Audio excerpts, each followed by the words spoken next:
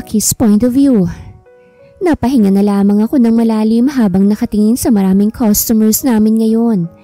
Nakakapagod magtrabaho. Kaso kapag naging tambay ka naman, nganga ka. Hindi ko naman alam kung saan tuloy ako lulugar. Pwede bang sa piling na lang niya? Kaso, nilugar na niya ang sarili niya sa iba eh. Maki, table number 5. Napahinto ako sa paghugot sa aking isipan nang sumigaw ang kaibigan kong si Tere. Papunta na! Sigaw kong pabalik bago kumuha ng alak na para sa table number 5. Sa lugar na to, sigawan talagang paraan ng pag-uusap. Sa lakas ba naman ng music, mapapasigaw ka talaga kapag may kinakausap ka. Nagtatrabaho kasi ako sa bar. Bilang waitress ha, hindi bilang babaeng bayaran. Basta ganon. Kay future bebe ko lang isusuko tong batan ko. Order for table number 5. Mahinahong sabi ko bago ilapag ang alak sa table nito. Table ka muna sa akin, sabi ng isang matandang lalaki bago tignan ang aking legs. Hindi ho ako nagpapatable, sagot ko bago siya irapan. Halatang isa siyang tatay na kuripot sa pamilya, pero palong-palong mambabae. Ang suplada mo naman, sabi nito bago haplusin ang pang-upo ko. Kumulo naman agad ang dugo ko dahil sa ginawa niya, kaya hinampas ko sa mukha niya ang tray na hawak ko. Gulat na gulat naman ang mga kasamahan niya. Hindi porket nagtatrabaho rito, pwede mo nang bastusin ah. Gigil kong sabi bago sila layasan. Unang hampas mo yun ngayong gabi ah. Nakangising sabi ng katrabaho kong si Jana. Makakailang hampas ka kaya? Hindi lang hampas ang magagawa ko kapag may nambastos pa. Sagot ko bago mapahinga ng malalim. Wala sigurong gabi na hindi ako nakakahampas ng tray sa mukha. Hindi naman nagagalit si Mamita, ang boss ko. Proud pa nga ito kapag pumapatol ako sa mga customers na bastos eh. Kasi hindi naman porket sa bar nagtatrabaho, karapat dapat ng bastusin. Hindi naman alam ng lahat ng tao ang pinagdadaanan ng mga nagtatrabaho dito. Kaya't manahimik sila. Ipinagpatuloy ko nilang ang trabaho ko at nagpapasalamat ako dahil isa lang talagang nahampas ko ng tray ngayong gabi. Mamita, larga na po ako ah. Paalam ko sa boss ko. Okay, mag-iingat ka ha. Magbaon ka ng tray pa uwi para may panlaban ka. Tugon nito sa kanya kaya't natawa na lamang ako. Kumaway ako kay Mamita bago tuluyang umalis. Hindi na ako sasakay dahil 15 minutes lakaran lang naman ang bahay namin sa bar kung saan ako nagtatrabaho. Habang naglalakad, minamasa-masahe ko ang aking balikat dahil masakit yon. Nag-inat-inat din ako para mabanat ang aking mga buto. Hi miss! Napatigil ako nang may lalaking nagsalita sa gilid ko. Nilingon ko ito habang naglalakad at masasabi kong alam kong may masama agad tong balak. Naka-hoodie ba naman ang itim eh? Sungit naman! Natatawang sabi nito. Gusto ko lang naman itanong kung magpapakama ka ba? Hindi ako interesado. Masungit kong tugon. Arte mo? Sa bar ka naman nagtatrabaho ah. Sagot nito bago hampasin ang pang-upo ko. Nanlaki naman ang mga mata ko at galit siyang nilingon. Bastos ka! Bago ko pa siya masipa, mabilis itong tumakbo. Hindi naman ako nagpatinag at hinabol siya. Hayop na lalaking yun, basag sa akin ang itlog mo kapag naabutang kita. Nakita kong lumiko ito sa isang eskinita kaya't sinundan ko ito. Napatigil ako dahil may dalawang likuan sa eskinita. Hindi ko alam kung saan lumiko yung lalaki. Peste! Inis kong sabi. Nakarinig ako ng kalusko sa kanang bahagi ng likuran ko, kaya't doon ako nagtungo. Napangisi ako nang makitang isang taong nakasuot ng hoodie at nagtatago sa isang gilid. Akala mo makakatakas ka ha? Nilapitan ko ito. Bago pa ito makaharap, sinipa ako na ang kinabukasan nito mula sa likuran. Napahiyaw naman to't napaluhod bago sapuhin ng alaga niya. Bagay sa'yo yan, manyak ka! Galit kong sabi at sinipa pa siya sa braso. Mali ka ng kinanting-lintik ka! Sino ka ba? Galit na tanong nito. Aba, Napaka-inosente ka naman ngayon, ha? Napatawa ako. Mabasag sana yan ng tuluyan para hindi naman dagdagan ng lahi mong manyakis ka. Sisipain ko pa sana ito ulit, pero napatigil ako nang may sumigaw. Sergeant! Sigaw ng isang lalaki. Sergeant? May sergeant bang manyakis? Lumapit sa amin ng lalaki at naaninag kong nakauniforme ito ng pulis. Napaatras naman akong bigla. Tinulungan itong lalaking pulis yung lalaking naka-hoodie. Halos takasan ako ng dugo sa mukha nang makita kong naka-uniforme rin ng pampulis ang lalaking naka-hoodie. Patay na! Bulalas ko. Putik na yan. Basag na yata itong itlog ko eh. Sabi nitong sergeant bago ako balingan ng tingin. Nakita kong mukha nito at masasabi kong masarap siya. Bago pa ito makapagsalitang muli, mabilis na akong nagtatakbong palayo. Naririnig ko pang sigaw nito pero hindi ko na siya pinansin. Ayokong makulong kaya. Habol hininga ako nang makalayo ako sa lugar na yon. Napasandal na lang ako sa pader at napasapo sa dibdib kong malakas ang kabog. Ang galing mo, Maki. Nasipa mo yung armas ng isang pulis. Pagkausap ko sa sarili ko habang nanlulumo. Kasi naman, bakit parehas sila ng ayos ng manyak na hinahabol ko? Lintik talagang manyak na yun. Gugupitin ko talagang itlog nun kapag nagkita kaming dalawa. Tuluyan na akong umuwi dahil baka maabutan pa ako ng pulis na binasagan ko ng armas. Ang lakas ng pagkakasipa ko. Patawad na lang sa future lahi niya. Pagdating ko sa bahay, nadatnan ko agad sa salang isang batang lalaki at batang babae na nakatutok sa TV at nanonood ng Roblox. At bakit gising pa kayo? Sita ko sa kanila. Abay mag-aalauna na. May pasok pa kayong dalawa bukas ah. Suspended klase namin po bukas. Sagot ng batang babae na si Kiera, 5 taong gulang. May meeting daw po si teacher. Sabi naman ng batang lalaki si Kirin, 5 taong gulang din. Kambal silang dalawa at mga kapatid ko sila. Silang kambal na lang ang kasama ko sa buhay. Ang parents kasi namin, sumakabilang mundo na. 6:00 ng hapon ang pasok ko sa bar at 12:00 o higit pa ang uwi ko. Panatag naman akong iwan sila sa bahay dahil may kasama sila. Kaso yung nagbabantay sa kanila, mas nauuna pa yatang matulog. Kahit na, hindi dapat kayo nagpupuyat.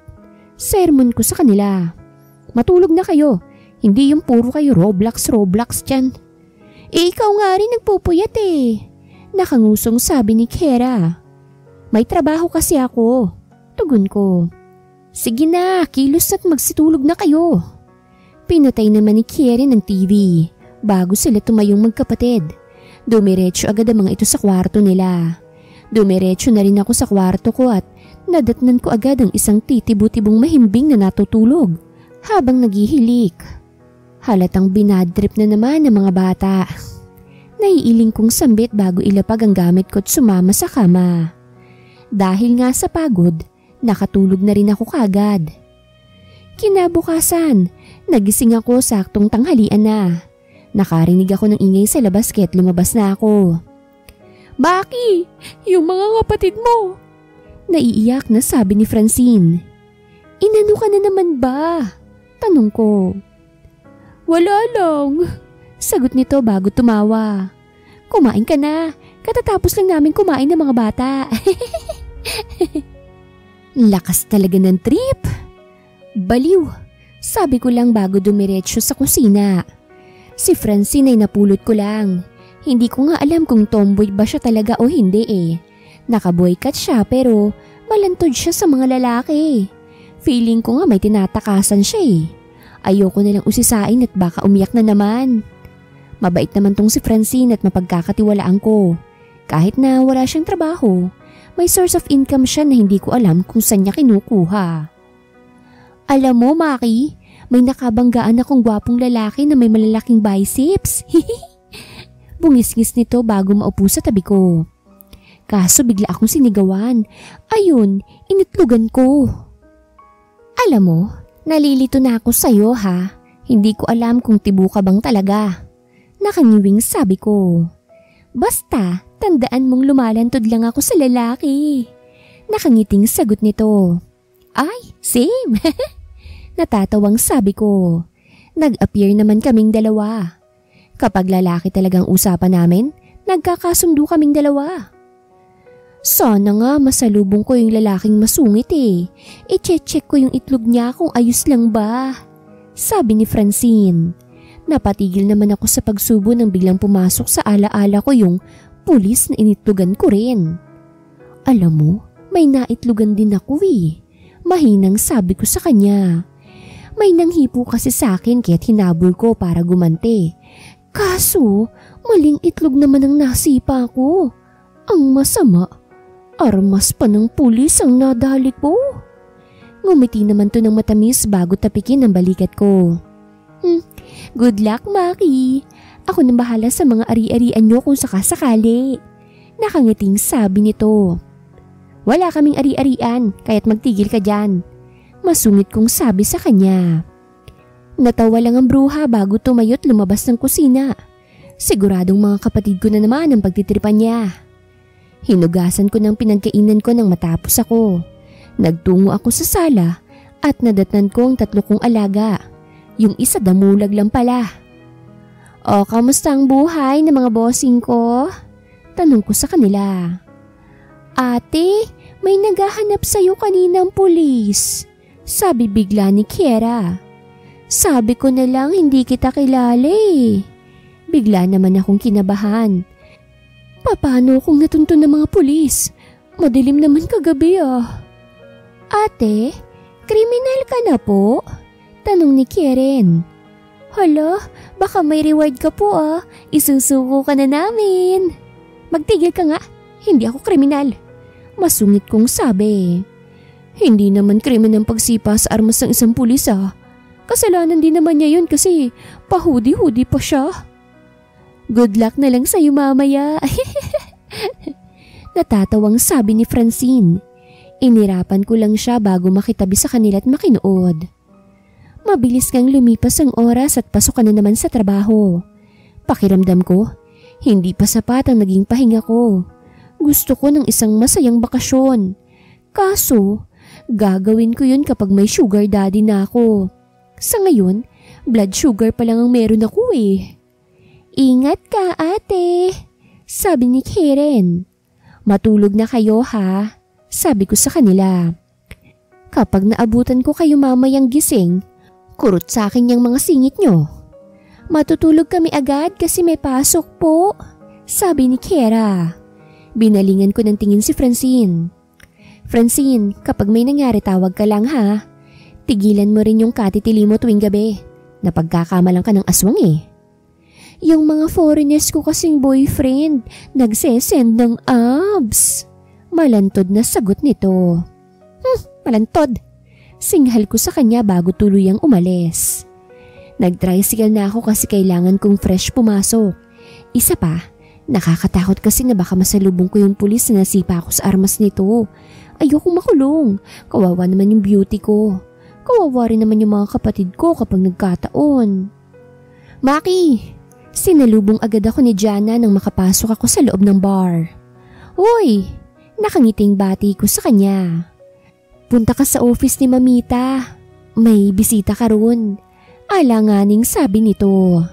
Kahit nagtataka, tumango na lang ako. Nang makapasok sa loob ng office ni Mamita, napaatras akong bigla nang makita kung sinong kasama ni Mamita sa office.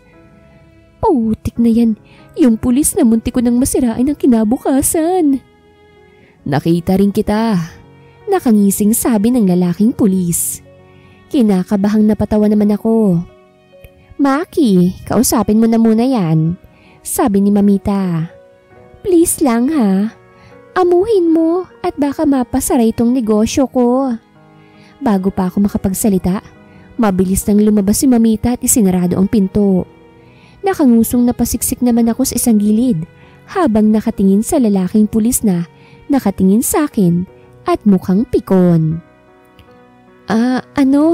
Hindi ko naman sinasadya yung nangyari kagabi. Mahinang sabi ko. May hinahabol kasi akong manyakis eh. Tapos, magkamukha yung suot ninyo kaya't akala ko ikaw siya.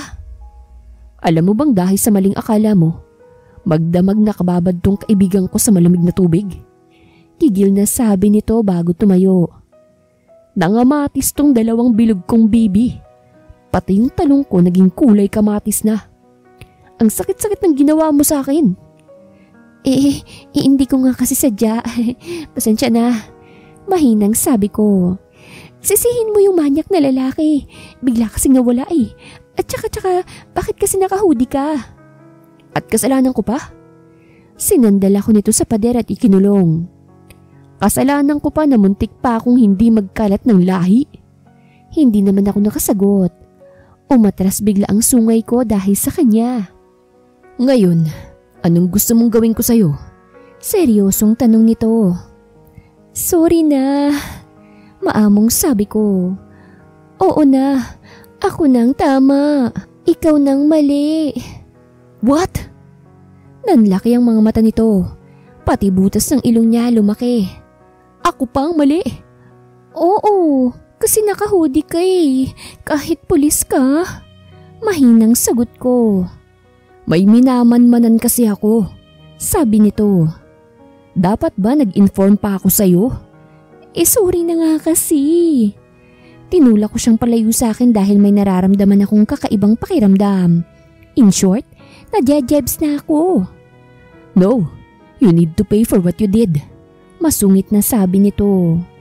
Magkano ba? Nakasimangot kong tanong. Anong magkano? Sabi mo kasi kailangan kong magbayad.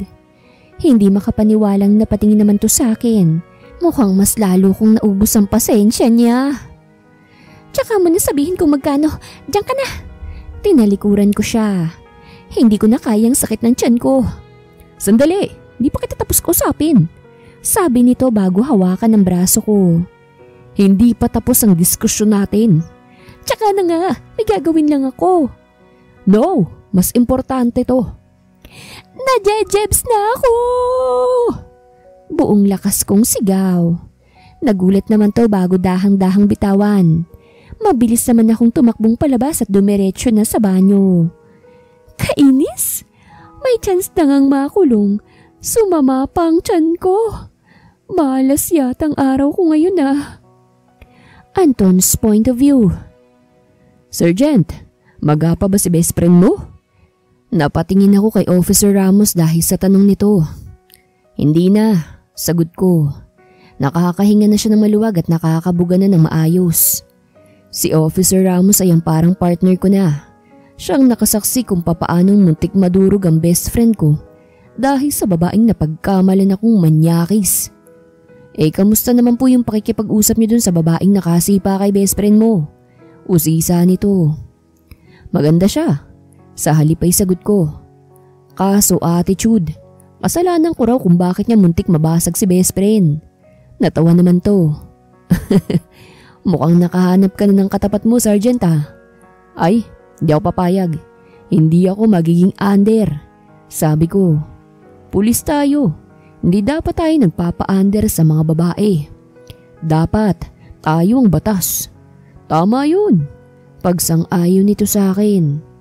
Tama naman. Ang mga pulis dapat ay hindi under sa magiging asawa nila. Sayang ranggo kung ganun.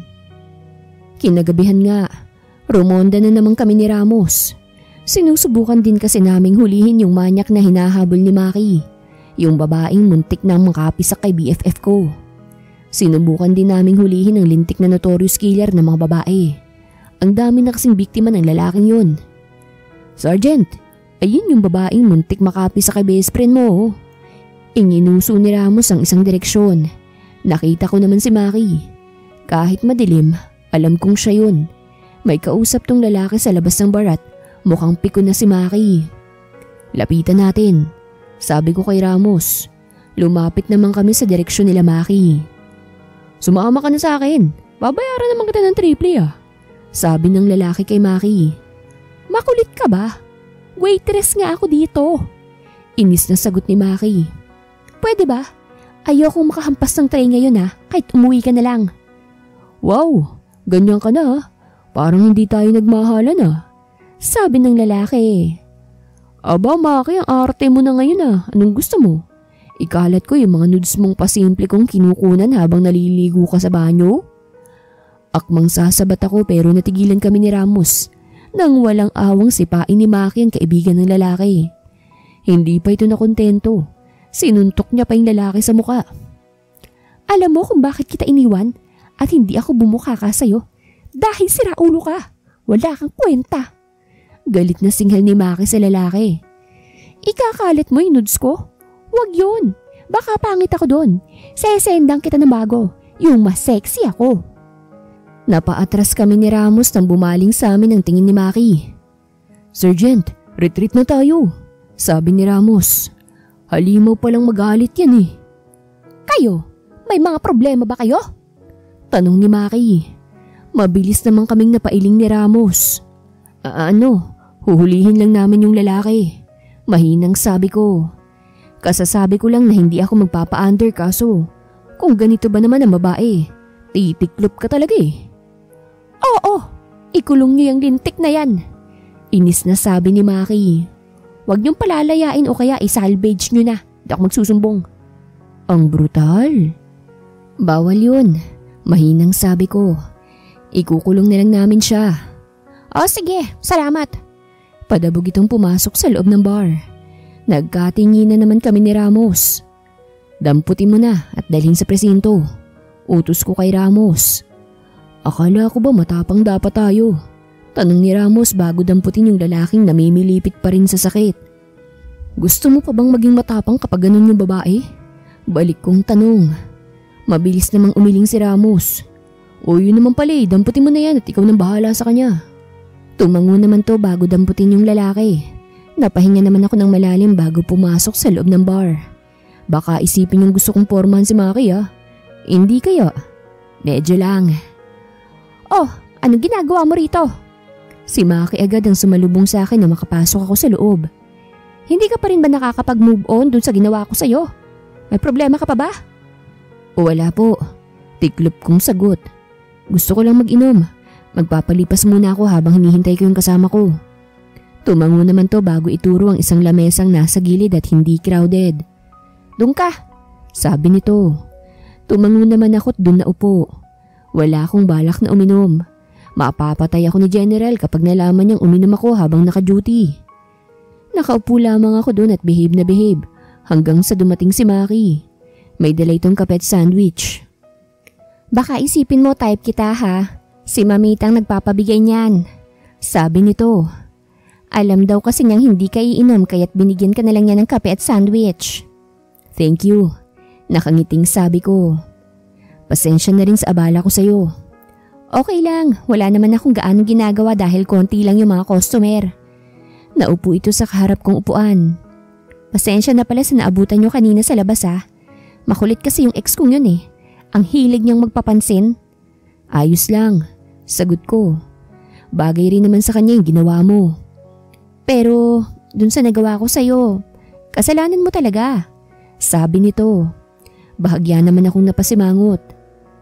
Talagang ako dapat ang may kasalanan sa nangyaring yun Hindi makapaniwalang sagot ko. Oo, sagot niya. I-admit mo na lang, huwag ka nang umangal. Natawa naman ako.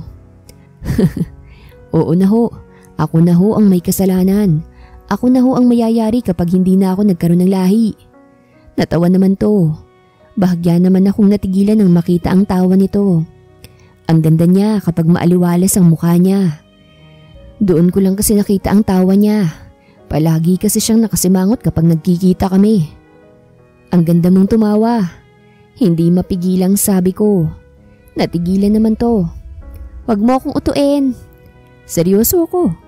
Ang ganda ng mga tawa mo. Bagay sa'yo. Nakangiting sabi ko. Nagkatitigan naman kaming dalawa pero napaiwas din kami ng tingin sa isa't isa nang may tumikhim. Sergeant, kung hindi ako nakakaistorbo, pwede na siguro tayong magronda. Sabi ni Ramos. Wrong timing naman tong kasama ko Hindi ko pa nga nai-enjoy yung kape at sandwich ko. Bakit ang bilis mo? Tanong ko bago tumayo. Si Reyes na pong masikaso dun sa lalaki. Sagot nito. Bakit sir? Nakakaistorbo ba ako? Dami mong alam, tara na nga. Aya ko sa kanya bago tumingin kay Maki. Maki, una na kami ah. Salamat sa coffee sandwich. Baunin mo na yung sandwich, sabi nito. At saka huwag ka na magsuot ng hoodie ah, dahil baka matuluyan na yung kaibigan mo sa susunod. Tumango ako bago kuhanin yung sandwich. Thank you. Nakangiting sabi ko sa kanya. Inaya ko na agad sa labas si Ramos dahil paniguradong mag-uusisa na naman siya. Didiskarte ka pala, Sergeant ah. Nakangising sabi nito. Manahimik ka nga. Masungit ko lang nasabi sa kanya. Maki's point of view. Nakakapagod magtrabaho. Buti na lang may poging pulis akong palaging nasusulyapan. Hindi ko sinasabing si Anton yon ha? Uuwi ka na? Bahagya akong nagulat sa pagsulpot ni Anton. Hindi to naka-uniforming pang pulis. Casual lamang ang suot nito na mas lalong bumagay sa kanya. Ang gwapo, kainis. Oo, sagot ko. Bakit hindi ka naka-uniforme? Day off ako ng 2 days. Nakangiting tugon niya. Wow, pahinga siya. Nakangiting sabi ko. O sige, uwi na ako ha. Enjoy ka dyan sa bar. Huwag ka mag-table ha. Baka magselos ako. Charot. Hindi naman ako magbabar. Sabi nito bago mapakamot sa kanyang ulo. Nandito lang ako para ihatid ka pa uwi. Alam mo na, delikado para sa'yo. Hindi na kailangan, kaya ko naman yung sarili ko eh. Sabi ko, baka ako pa yung ipakulong ng kumakalat na kriminal na yan. Siyempre naman, pabebe muna ako dapat. Baka biglang sabihin ni Anton, easy to get ako kahit totoo naman. No, I insist. Pamimilit nito. Hayaan mong ihatid na kita. In the end, pumayag na rin ako. Sayang naman kasi yung effort niya. Baka sabihin niya masamang tao pa ako kahit totoo rin naman. Nag-aya si Anton na mag-taxi kami pero tumanggi ako. Bukod sa malapit lang naman, gusto ko ring makasama siya ng matagal. Gusto kong mag-getting to know each other kaming dalawa. Malay niyo naman, siya na palang didilig sa tuyot kong petals. You look tired, sabi ni Anton habang naglalakad kami. May nahampas ka na naman bang tray sa mukha? Nakadalawa ako ngayon. Natatawang sagot ko. Natawa rin naman to. Kapag sumobra na, sabihan mo lang ako at handa akong puntahan ka. Sabi nito. Kahit naman alam kong kaya mong sarili mo, handa pa rin akong ipagtanggol ka. Kahit munti ko nang mapisa kang best friend mo? Paninigurado ko. Oo. Sagot nito sabay thumbs up. Feeling ko, para kami mga high school na nagliligawan. Grabe naman kasi yung karisma nitong si Anton. Ang lakas ng dating niya. Parang putok ng katrabaho ko. Ilang sandali nga lamang ay nakarating na kami ni Anton sa tapat ng bahay namin. Huminto ako at hinarap si Anton. Dito na ako, sabi ko. Soft girl ang atake ko ngayon. Salamat sa paghatid mo, Anton. Anytime. Nakangiting sabi nito. O sige, good night ha. Nakangiting tumalikod ako at akmang papasok na. Pero bigla ako nitong tinawag. Maki. Mabilis akong lumingon. O bakit? Ano, pwede ba kitang maayang lumabas bukas? Nahihiyang tanong nito. Mukha na talaga kaming high school sweethearts na nagkakahiyaan sa isa't isa. Inaaya mo ba akong makipag-date? Hindi mapigilang tanong ko. Parang gano'n na nga. Napakamot ito sa kanyang ulo. Pasensya na, nahihiya talaga akong ayain ka kaya't ganito ako umasta. Hapon pa naman ang pasok ko kaya pwede naman tayong lumabas. Nakangiting sabi ko. Talaga? Kumislap ang mga mata nito na parang Christmas lights. Susunduin kita bukas ha? Oo, tugon ko. O sige, good night. Baka mapuyat ka pa. Nakangiting sabi nito. Salamat sa ngayong araw. Ngumiti lang ako bago pumasok sa loob ng gate. Kilig na kilig ang inday niyong palaging mainit ang ulo. Ay! Mama mong bulok! Gulat kong sigaw nang may babaeng lumitaw na lang bigla. Nataranta pa ako dahil hindi ko ito nakilala. Kainis kasi. May lumpia wrapper ba naman sa mukha? Ano ba? Inis kong sabi kay Francine. Bigla-bigla kang sumusulpot. At saka ano ba yung nasa mukha mo? Bakit may lumpia wrapper ka pa sa mukha mo? Tanga, anong lumpia wrapper? Mask ito para ma-moisturize ang mukha mo. Sabi nito. Malay ko bang moisturizer yan? Mukha kasing lumpia wrapper eh. Kibit balikat kong sagot. Teka nga, ba't gising ka pa? Gantong oras na, naghihilik ka na dapat ah. Patulog na sana ako. Kaso, nakaamoy ako ng lalaki. Nakangising sabi niya. So, sino yung masarap mong kasama? Boyfriend mo? Dinaig pang aso nito ah. Si Anton yun. Sagot ko sa kanya. Siya yung pulis na muntik nang mabaog dahil sa akin. Ba't hinatid ka? Usisa nito. Kasi nag-aalala siya sa akin. Sabi ko. Huwag ka nang chismosa, matulog ka na ron. Sus, mukhang may didilig na dyan sa petals mong tuyot. Pili ang sabi nito. Tantanan mo nga ako't baka hindi kita matansya ha. Dinaan ko sa pagsusungit ang trato ko sa kanya para tumigil na siya. Kapag nakita niya kasing kinikilig ako, grabing pangaasar niyan. Baka abutin na kami ng madaling araw kakaharot niya sa akin. Pumasok kaming dalawa sa loob at dumiretso sa kwarto. Hindi na ako naglinis at diretso na agad sa kama. Tibo, perma ko ng floral dress mo bukas ha. Sabi ko kay Francine. Maraming dress si Francine kahit nakapang boycott siya. Saka pupunta? Tanong nito. At saka bakit ka magde-dress? Di ka naman nagsusuot ng dress ha? Dami namang tanong naman. Oo, hindi lang naman ang sagot mo. Masungit kong sabi. Oo na, sungit-sungit mo. Masungit ding sabi nito. Kapag talaga binigyan ako ng pera nung kachat ko, di kita bibigyan. Di wag. Diyan ka na nga't matutulog na ako. Nilingon ko siya't inirapan bago ako pumikit. Kunwari lang yan. Pero iaabot naman sa akin yung kalahati ng pera niya. Kinabukasan, maaga akong nagising. Active na active agad ang brain cells ko kahit na ilang oras lang ang tulog ko. Good morning! Napahinto ako sa masiglang pagbati nang makitang isang lalaking nakaupo sa dining na may gwapong porma. Good morning! Nakangiting bati sa akin ni Anton. Mabilis naman akong napatalikod at nagmamadaling tumakbo pabalik sa kwarto ko. Dinampot ko yung bra ko at mabilis na isinuot yun. Nagtungo rin ako sa banyo ko sa kwarto at nag-toothbrush. Naghilamos din ako dahil hulas pa ng makeup ang mukha ko. Pinusod ko rin ang mahaba kong buhok. Nang masigurado kong maayos na ako, lumabas na ako ng kwarto at nagtungo sa dining. Good morning. Mahinghing bati ko kay Anton. Ate, ba't naging tao ka po? Kunwaring gulat na tanong ni Karen. Pinanlakihan ko siya ng mga mata para pasimpleng sawayin.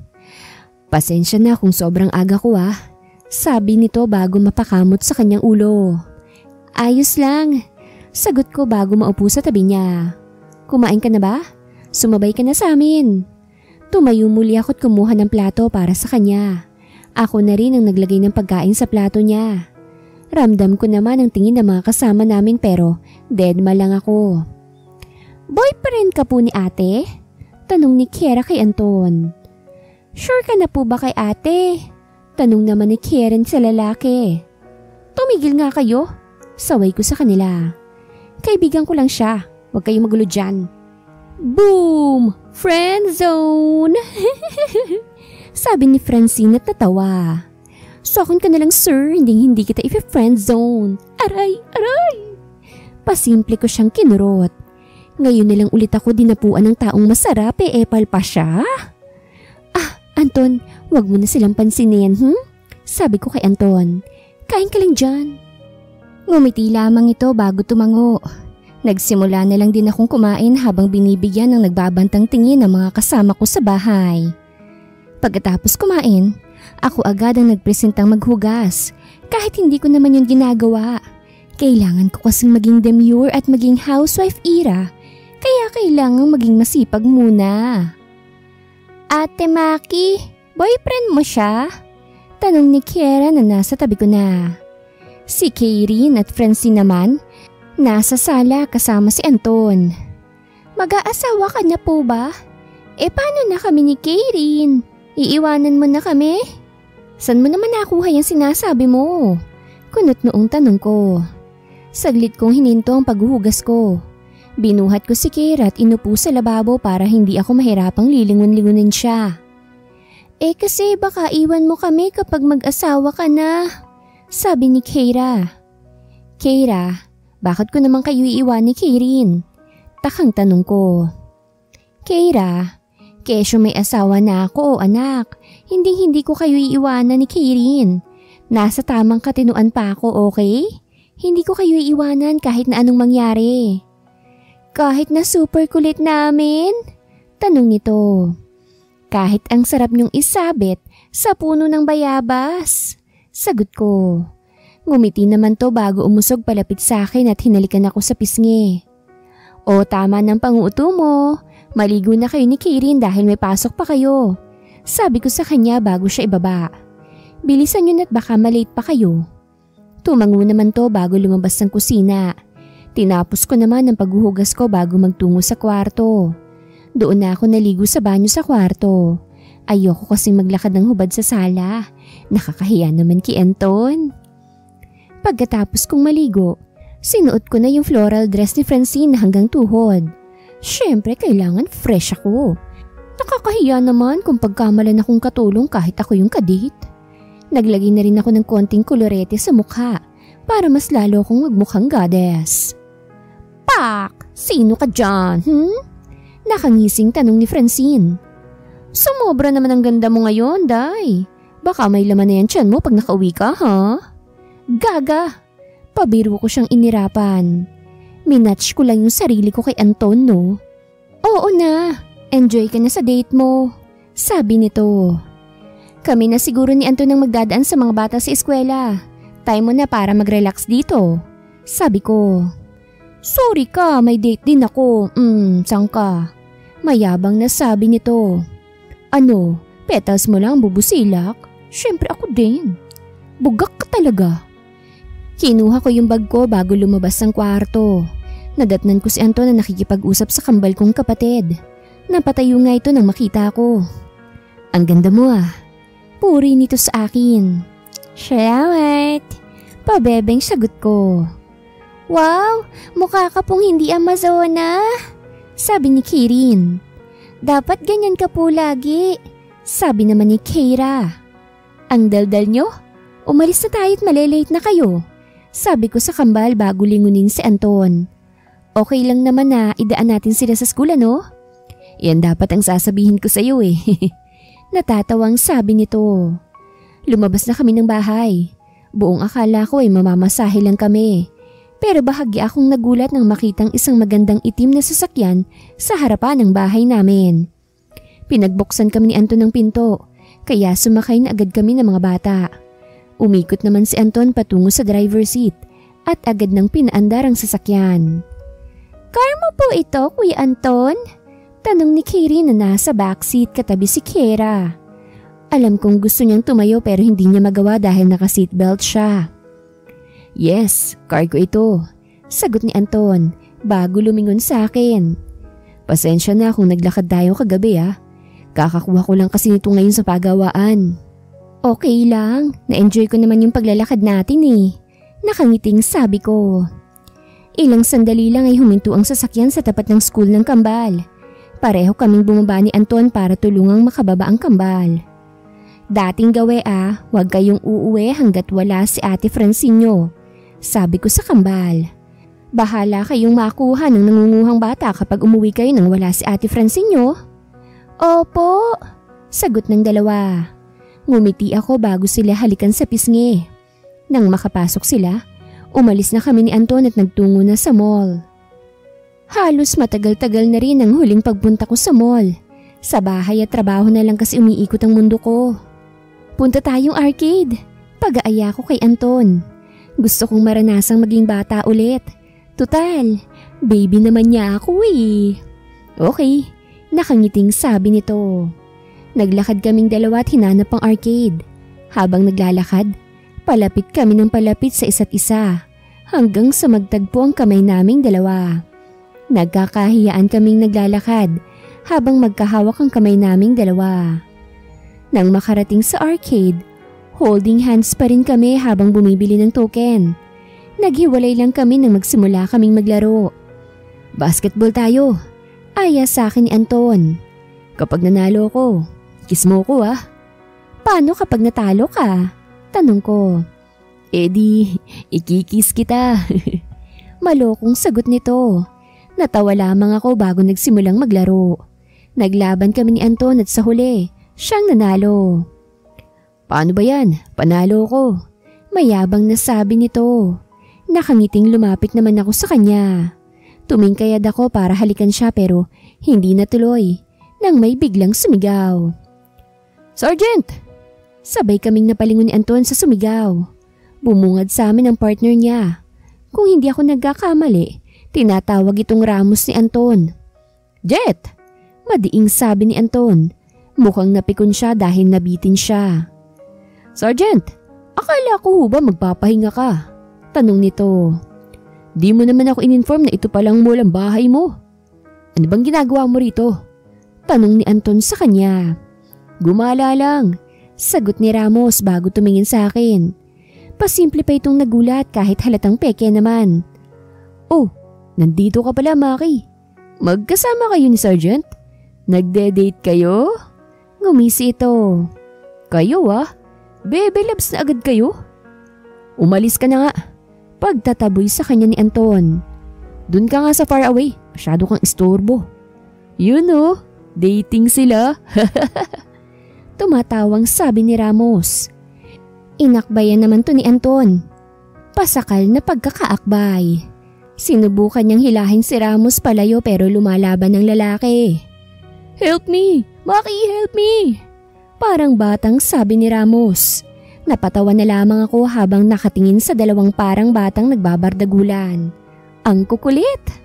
Anton's point of view. Para akong tangang kinikilig habang nakatingin sa picture namin ni Maki na wallpaper ko sa cellphone. Kuha to nung nag-date kaming dalawa. Sergeant, iba na yung ngiti mo ah, sabi ni Ramos. Magiging best man mo na ba ako sa kasal mo? Sira, naiiling ko lang nasabi. Pumunta ka na sa lamesa at gumawa ka ng report. Mamaya roronda na ulit tayo. Sakto rin at may natanggap na akong report tungkol dun sa gumagalang manyakis at killer. Yun, mahuhuli na rin sa wakas ang lintik na yun. Nakangiting sabi nito. Bumalik na nga ito sa lamesa niya para tapusin yung report na ipinagagawa ni General. Itinabi ko naman ang cellphone ko at sinimula na rin gumawa ng reports. Nang sumapit nga ang 6:00 ng gabi, umalis na kami ni Ramos office at nagtungo na dun sa nirorondahan naming kalsada. Sergeant, mamaya na yung lingon dyan sa bar, sabi ni Ramos. Focus na muna tayo dun sa killer. Tumango naman ako. Binigyan ko muna ng isang sulip yung bar bago ko sundan si Ramos na lumiko sa iskinita. Kinatagpo namin yung spy kong inupahan. Itinuro nito yung kinaroroonan ng lalaking matagal na naming gustong hulihin. Ramos, tumawag ka ng backup, sabi ko habang nakatingin sa tinutuluyan ng lalaking killer. Papasok ako sa loob. Sumunod ka kapag may narinig kang kalabog. Tumango ito kaya't maingat akong naglakad papalapit sa bahay. Kinuha ko ang baril ko at unti-unting lumapit sa may pintuan. Huminga ako ng malalim bago sipain yung pinto at pumasok.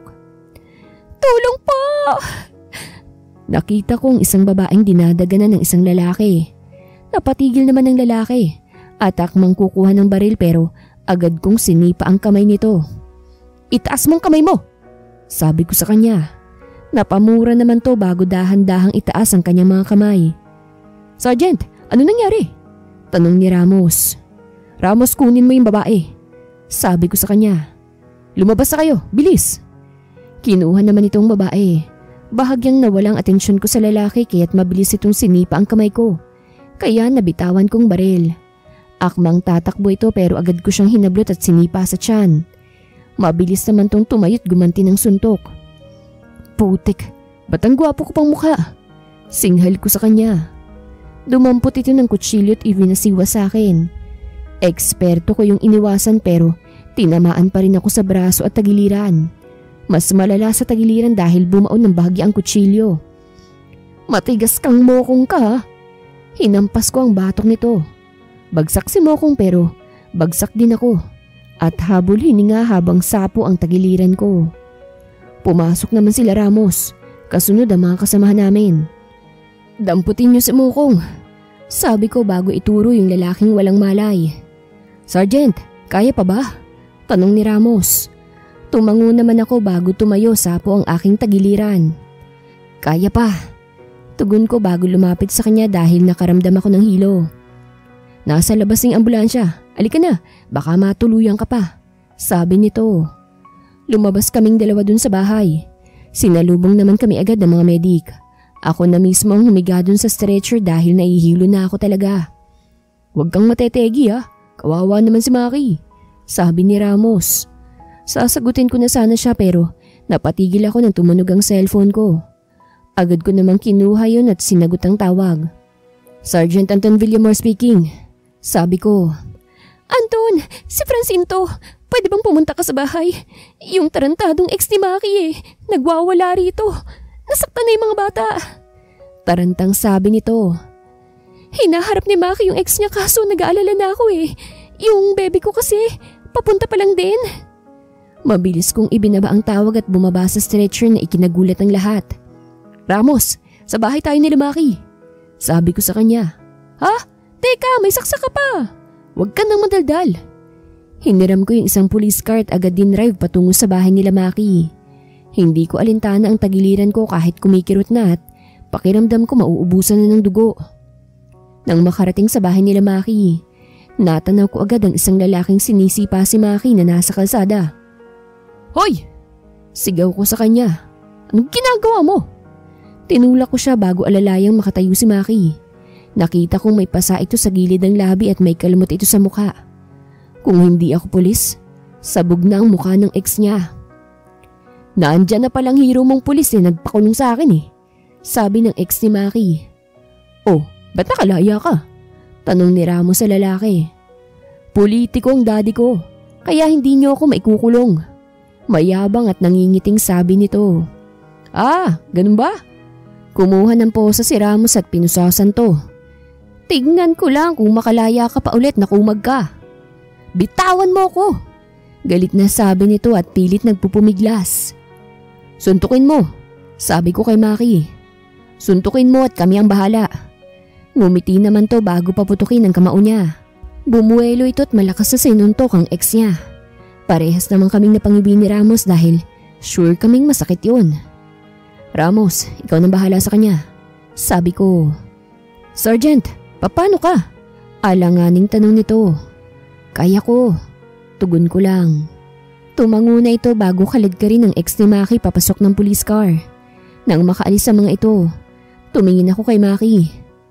Namumutla ka, sabi ni Maki. Ayos ka lang ba? Ikaw ang dapat kong tanungin. Alalang sagot ko. Ayos lang ako, sabi nito. Salamat sa pagdating mo Ngumiti lamang ako bago siya yakapin. Ramdam kong pabigat ng talukap ng aking mga mata. Maki, huling sambit ko bago tuluyang lamunin ng dilim. Maki's point of view. Muli akong napahinga ng malalim habang nakatingin kay Anton na nakahiga sa hospital bed at walang malay. Putlang-putla pa rin ito kahit nasalina na ito ng dugo. Nakaka-guilty kasi nasaksak pala siya nung sumugod siya sa amin para tulungan ako. Lintik kasing kumag na Kurt na yun Hindi matahimik yung kaluluwa. Nasa trabaho ko nung tumawag si Francine. Sumugod bigla dun si Kurt. Sinaktan siya pati ang kambal ko, kaya't mabilis akong umuwi. Kami ang nagbuno ni Kurt. Kaso, dahil malaking tao siya, hindi ko pa rin kaya. Ayun, may bangas ang maganda kong muka. Pati tagiliran ko may tama. Buti na lamang dumating si Anton, kaso may saksak pala siya. Okay lang yung si Sergeant, sabi ni Ramos na pumapapak ng dala kong prutas. Hindi yan mamamatay, at takot yan hindi ka makatuluyan. Muntik nang matigok ng dahil sa akin. Natatawang sabi ko bago hawakan ang kamay ni Anton. Mahal mo ba si Sergeant? Usisa nito. Oo, buong tapang kong sagot. Alam kong mabilis kaso hindi ko mapigilan. Siya lang kasi ang tumarato sa akin ng tama eh. Siya lang ang nagparamdam sa akin na prinsesa ako. Si Anton lang yung gumalang sa akin at hindi ako binastos kahit nagtatrabaho ko sa bar. Dahil dyan, pakikitaan kita ng magic. Nakangiting sabi ni Ramos bago naglakad palapit sa akin. Magic? Takang tanong ko. Ngumisi ito bago hawakan ang pisngi ko. Yang kamay mo, puputulin ko yan kapag hindi mo tinanggal sa mukha ni Maki. Mabilis akong napalingon kay Anton. Nakadilat na ang mga mata nito. O see? Magic, di ba? Nasisiyahang sabi ni Ramos bago lumayo sa akin. O sige na, alis na ako at baka ako pang sunod ng ospital. Enjoy kayo rito at please lang, huwag mo nang gagawa ng milagro. Tumatawang lumabas si Ramos. Anton, ayos ka na ba? Alalang tanong ko. Sandali, tatawagin ko yung doktor.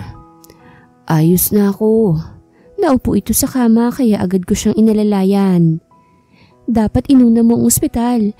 Paano kung natuluyan ka ha? Sermon ko sa kanya. Ngumiti ito bago ako ikulong sa kanyang bisig. Mas mahalaga ka, Maki. Nakangiting sabi niya. At gusto kong sabihin sa iyo na mahal din kita. Ha? Narinig mo yun? Tanong ko bago siya tingalain. Ngumiti naman to bago tumango. Narinig ko. Yun nga yata yung dahilan kung bakit ako nagising eh. Ngumiti ako bago sumubsob sa dibdib niya. Grabe talaga ang pag-aalala ko. Gusto ko na nga siyang sampalin para lang magising na siya eh. Maki, pwede mo bang ulitin yung sinabi mo kanina? Gusto ko ulit marinig mula sa'yo na mahal mo ko. Nakangiting sabi ni Anton. Nakangiting tiningala ko naman siya.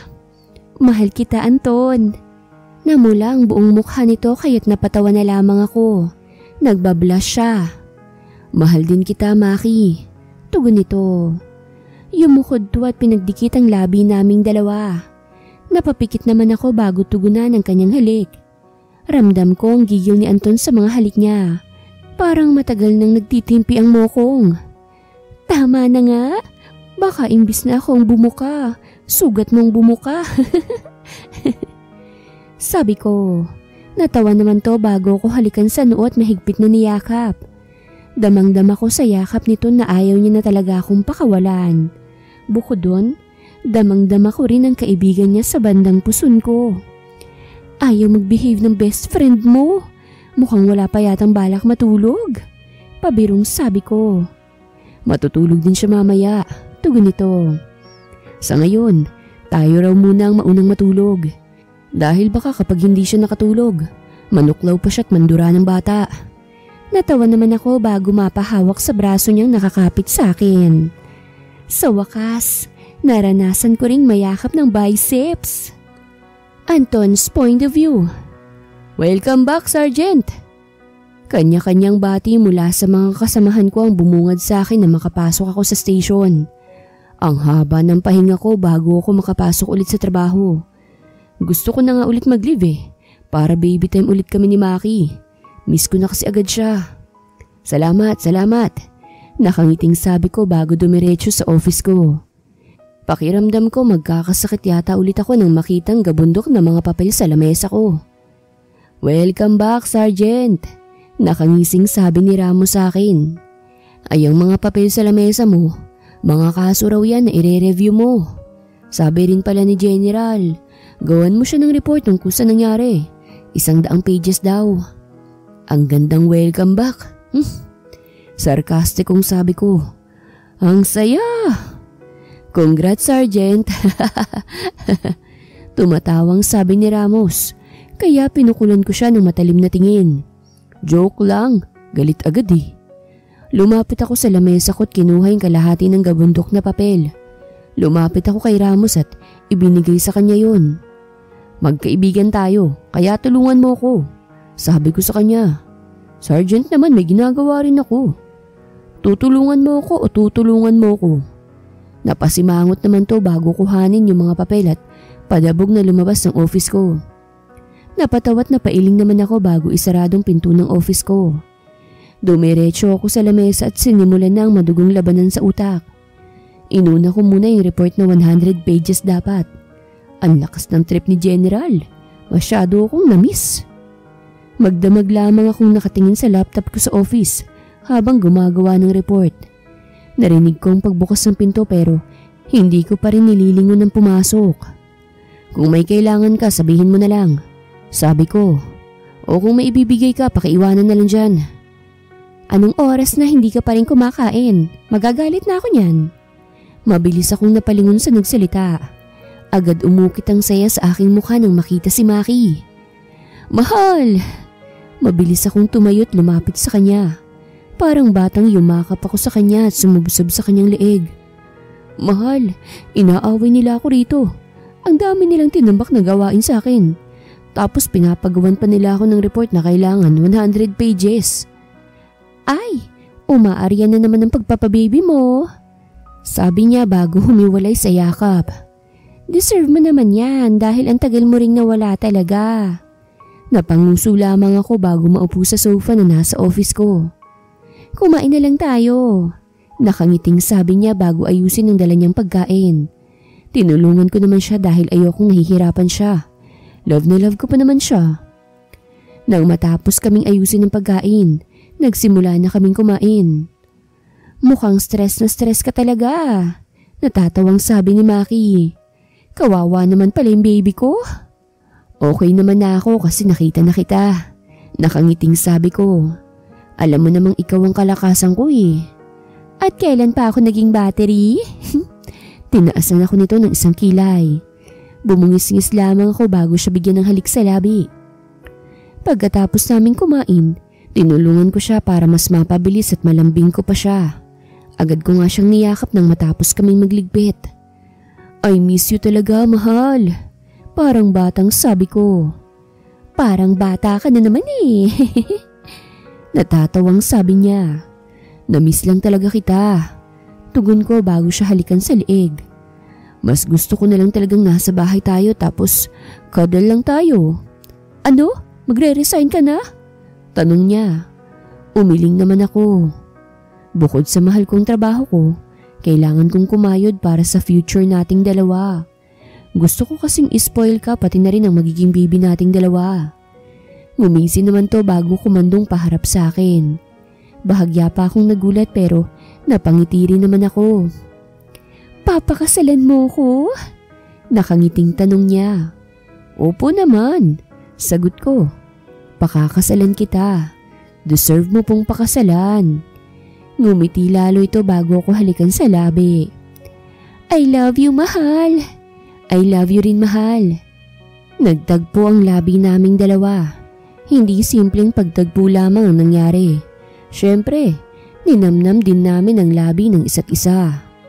Halos 20 minutos yata kami nagnanamnaman bago kami tumigil. Aalis na ako. Paalam nito. See you later na lang po ulit, mahal ah. Parang batang ngumiti at tumango naman ako. Okay po, I love you, mahal. Natawa naman to bago ko halikan sa pisngi at tumango. Konting landian pang naganap sa aming dalawa bago siya tuluyang umalis. Kilig na kilig naman akong tumayo bago magtungo sa lamesa ko at simulan muli ang trabaho ko. Kahit masakit ang puso at galit si best friend, okay lang sa akin. Na-recharge na ako ng lambing ni Maki kaya okay na ako. Kung gusto ni General, tambakan niya pa nga ako ulit eh. Charot lang. Sergeant, maya-maya lamang ay bumukas ang pinto at iniluwal si Ramos. O bakit? Tanong ko. May holdapan sa isang bangko at kailangan nating sumugod. Sagot nito. Tumango ako bago tumayo hawak ang 100 pages ng report ko. Sabihan mo ng iba, dediretso muna ako saglit kay General. Sabi ko sa kanya. Lumabas ako ng office at dumiretso sa office ni General. Walang tao doon kaya't iniwan ko na lang sa table nitong report. Nilagyan ko nilang ng pangalan para walang umangkin ang gawa ko. Lumabas agad ako at nadatnan ko si Ramos na nakasakay na sa police car. Pumasok naman agad ako at mabilis itong nagmaneho. Anong lagay sa bangko? Tanong ko. May isang holdupper at isang hostage. Sagot niya. Sa bangko ng hold up tapos mag-isa lang siya? Hindi makapaniwalang tanong ko. Saan siya kumukuha ng lakas ng loob? Sa bumbunan niya. Sagot nito bago tumawa. Panot kasing holdapper eh. Nang makarating doon, nadatnan namin ang mga kasamahan namin sa labas. Kaya naman pala bahagang buntot nila sa isang holdapper. Si Gomez pa lang may hawak. Sergeant!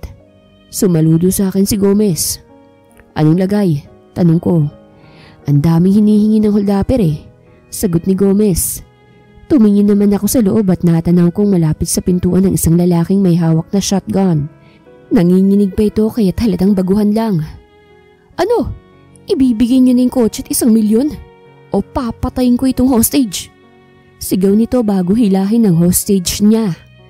Nanlaki ang mga mata ko nang makilala ang hostage niya. Kailangan nating mailigtas yung holdapper. Sabi ko kay Gomez. Ha? Yung hostage po ang ililigtas natin. Sagot nito. Mas delikado yung holdapper. Tugon ko. Ha? Naguguluhang tanong ni Gomez. Hindi kita maintindihan, Sergeant. Napahinto ako nang biglang sumigaw yung holdapper. Napangiwi na lamang ako dahil sapo na nitong alaga niya habang namimilipit siya sa sakit. Ang laki-laki mong tao, hindi ka magtrabaho ng marangal. Sabi ng babaeng hostage nito bago ito pakaladkad na hilahin palabas. Uutang-utang ka ring hindot ka tas wala ka namang pambayad. Sabi sa inyo kailangan yung holdapper yung iligtas. Mahinang sabi ko. Eto naman kasing holdapper, bakit si Maki pang napili? Ayan, delikado tuloy ang buhay niya. Mabilis na lumapit ang kapulisan sa lalaking holdapper na namimilipit sa sakit. Kay Maki naman ako dumiretso. Maki! Hinawakan ko ang kamay niya bago siya suriin. Ayos ka lang ba? Di ka ba nasaktan? At saka bakit nasa bangko ka? Akala ko umuwi ka na. Winidraw ko kasi yung sahod ko. Sagot niya. Cheque kasi kaya kailangang ibangko. Tapos bigla na lang sumulpot yung holdapper. Dapat sinabihan mo ko mahal para nasamahan kita. Nakangusong sabi ko. Natawa naman to. Okay lang ako. Mukhang dun kayo dapat sa holdapper nag-alala at mukhang kawawa na siya. Deserve naman niyang pamatay mong kick. Natatawang tugon ko bago siya hapitin sa bewang. Sergeant, mukhang dapat sa trabaho muna tayo mag-focus. Sabat ni Ramos. Mamaya nang lambingan yun ni Maki. Napalingon ako sa paligid at nakatingin sa amin ang mga kasamahan kong pulis. Isa-isa ko namang inirapan to bago ihinto ang aking tingin kay Maki. Mahal, mamaya na ulit ako maglalambing ha. I love you. Malambing kong sabi bago siya halikan sa labi. Susunduin kita mamaya sa bar kasi doon ako matutulog sa bahay niyo. Tabi ulit tayo. Oo na. Nakangiting sabi nito. Masyado mong pinapahalatang tiklop na tiklop ka sa akin. Bumitaw to sa akin. Wala na, masakit na naman ang aking puson. Mangungulila na naman ako sa babaeng mahal ko. Bye mahal, ingat ka sa pag-uwi ah. Sabi ko bago siya kawayan. I love you so much. I love you. Paawat na, tama na yan. Sabi ni Ramos bago ako hilahin. Nakasakay na sa tricycle ang mahal mo kaya tama nang kakasigaw. Hindi mo ako maiintindihan. Palibasa walang nagmamahal sa'yo. Masungit kong sabi bago siya irapan. Kahit masakit sa dibdib, trabaho muna ang kailangan kong pagtuunan ng pansin para sa future namin ni Maki. Kailangan kong maging responsableng asawa. Maki's point of view. Hindi ko alam kung sasaya ba akong nakilala ko si Anton o mapipikon ako. Minsan kasi ang sarap na lang niyang ihampas sa pader dahil sa pagiging OA niya. Mahal, galit ka pa ba? Malambing na tanong sa akin ni Anton. Nagalit kasi ako sa kanya dahil pinagsilosan niya yung isang bouncer sa bar na kausap at katawanan ko. Diyos mio, kung alam niya lang, siya yung type ng bouncer. Alam kong kasalanan ko rin naman kaso nakakainis si Anton, pero nag-guilty rin ako dahil nakipaghiwalay ako sa kanyang bigla. Kahit sinabi kong maghiwalay kami, sinusuyo pa rin ako ni Anton. Feeling ko tuloy ang immature ko. Iyak din ako ng iyak nung sinabi ko yon. Hindi ko kasi kayang mawala si Anton sa buhay ko. Mahal. Nakahiga ako't nakatalikod sa kanya. Naramdaman ko ang paghaplos nito sa aking buhok. Mahal, sorry na po. Hindi na ako magagalit ulit. Sorry na. Narinig kong paghikbi nito kaya't dahan-dahan ko siyang nilingon. Hindi ko maiwasang maging emosyonal nang makitang mga luha niya. Mahal, ayokong maghiwalay tayo. Sorry na. Umiiyak na sabi nito. Sorry na rin. Tugon ko. Sorry na kung nagalit ako. Humigato sa tabi ko at yumakap sa akin. Sinubsob niya ang kanyang mukha sa leeg ko. Kasalanan ko naman kasi. Nasigawan kita. Tugon nito. Sorry na po. Hindi ko na uulitin. Sorry na, promise, hindi ko na uulitin. Ayokong iwanan mo ko, mahal. Ayoko. Nabigla lang ako kaya nasabi ko yun. Hindi ko rin naman kayang mawala ka sa buhay ko eh. Sabi ko bago haplusin ang kanyang likod. Sorry na rin ha. Hindi mo rin naman kailangang magselos kasi ikaw ang mahal ko. Isa pa, bading yung bouncer na pinagseselosan mo. Nagtawanan kami dahil sobrang type na type ka raw niya. Ngayon lang niya nalaman dahil hindi na kami nakapag-usap pagkatapos naming mag-away. I love you, mahal. I love you. Mas lalo pa nitong hinigpitan ang yakap niya sa akin. Hindi na ako sumagot at hinaplos na lamang ang kanyang likod. Ilang saglit lang, naramdaman ko ang pagbigat ng kanyang hininga. Dahan-dahan kong sinilip ang mukha nito at natutulog na ito. Namumula ang ilong ni Anton habang puro luha at sipon ang kanyang mukha. Bahagya naman akong natawa bago punasan ang kanyang mukha. Ang cute-cute naman ng baby ko. Natatawang sabi ko bago ito halikan sa pisngi. Gusto kong bumawi sa kanya kaya't ipagluluto ko siya. Maingat akong bumangon at una nang ipinayakap ko sa kanya. Lumabas ako ng kwarto at bumungad sa akin ang kambal kong kapatid na masama ang tingin sa akin. Nipaiyak mo si Kuya Anton. Masungit na sabi ni Kiera sa akin. Kawawa si Kuya Anton. Sabi ni Kairin. Oo na, sorry na. Natatawang sabi ko. Tulungan niyo na lang ako magluto para kay Kuya Anton niyo, okay? Nakangusong tumango naman ang dalawa bago mauna sa kusina. Nung una nagsiselos pa sila kay Anton. Tapos ngayon, mas gusto na nila si Anton kesa sa akin. Naisipan kong pork steak ang iluto at saka adobong ampalaya. Ewan ko pero gusto ko ng adobong ampalaya. Ate, adobong ampalaya? Nakangiwing tanong ni Kiera. Ayos ka lang po ba? Walang basagan ng trip. Tugon ko. Parang masusuka lamang ang itsura nito pero hindi ko na siya pinansin. Alam kong nakakasuka naman talaga ang cravings ko. Kaso, ito talagang hinahanap-hanap ko. Feeling ko nga buntis na ako eh. Hindi rin naman malabo yon. Palagi ba naman kaming magbakbakan ni Anton eh? Halos 2 oras kaming nagluto bago kami natapos. Masayang-masaya akong inayos sa mga iyon sa lamesa. Hay, mabilis na dumako ang aking tingin sa nagsalita. Anton!